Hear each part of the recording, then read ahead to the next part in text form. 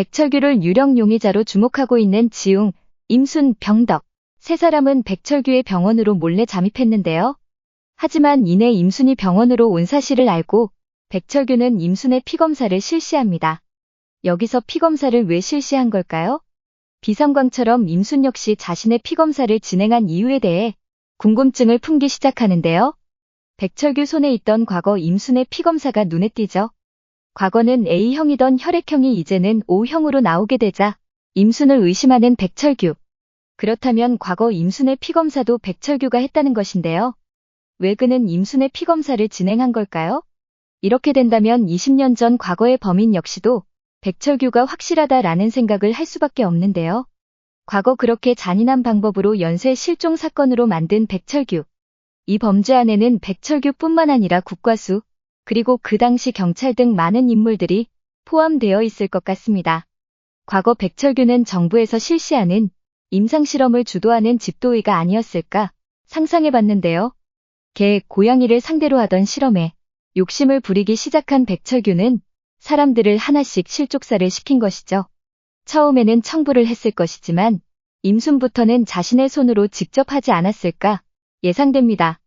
임순을 살아있는 채로 임상실험을 위해 납치를 했지만 그 모습을 지웅의 엄마에게 들키게 되고 결국 지웅의 엄마는 비참하게 죽게 된 것이죠. 또한 그 당시 실험에 많은 양의 피가 필요했고 그래서 임순의 혈액형 검사지도 갖고 있게 된 것이죠. 분명 자신이 임상실험에 사용한 사람이 20년이 흐른 지금 국과수에 몰래 숨겨놓은 것이 어찌된 영문인지 모르게 현재 활보하고 다니니 직접 확인하러 온 것 같습니다. 이로써 임순과 이미진 두 사람의 비밀을 알게 될 것 같은데요. 임순의 모습도 이미진의 모습도 모두 위험한 상태이죠. 한 명은 목격자로, 한 명은 그 당시의 실험체로, 이제는 어떤 모습이어도 위험한 상태이기에 미진은 불안한 모습일 수밖에 없습니다. 그래서 여기서 중요한 건 지웅, 고원과의 삼각관계인데요. 미진의 모습도 임순의 모습도 두 사람에게는 이제 아주 중요한 사람이 되어버렸죠. 그리고 이 진실을 알고 있는 고원은 낮이나 밤이나 미진의 곁을 맴돌고 있고 지웅은 뛰어난 일처리 능력을 인정한 임순과는 낮에 자신의 마음이 확실해진 것 같은 미진과는 밤에 이렇게 곁을 맴돌고 있습니다. 그나저나 박치기 트라우마는 너무 충격적이네요. 이제는 누가 봐도 백철규가 진짜 범인인 것 같기 때문에 백철규를 잡기 위해 모두가 한마음으로 움직일 텐데요. 물론 키스 사건 이후로 약간은 어색한 감은 있죠. 진짜 범인을 잡고 나면 미진의 마법 같은 능력도 사라질 것 같은데 이제 그러면 지웅과 함께 할 수 있게 되는 걸까요? 임순의 모습이 아닌 미진의 모습으로 낮에도 함께 사무관으로 일할 수 있게 될지 늘 바라던 자신의 꿈을 이제는 자신의 모습으로 할 수 있게 되지 않을까 기대해봅니다.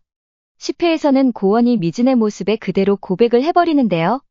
그 모습을 하필 지웅이 보게 되죠. 지웅은 이제야 미진에 대한 자신의 마음을 제대로 알게 된 걸까요? 어쩌면 손으로 막은 자신을 후회하고 있을 것 같네요. 후반부로 넘어가면서 더더욱 재미있어지고 있는 드라마 낮과 밤이 다른 그녀, 사무관님 때문에 웃음이 끊이질 않는데요. 거기다 임순으로 나오시는 이정은님은 진짜 사랑스러운 것 같습니다. 이런 역할 다른 사람이 할 수 있을까 싶어요.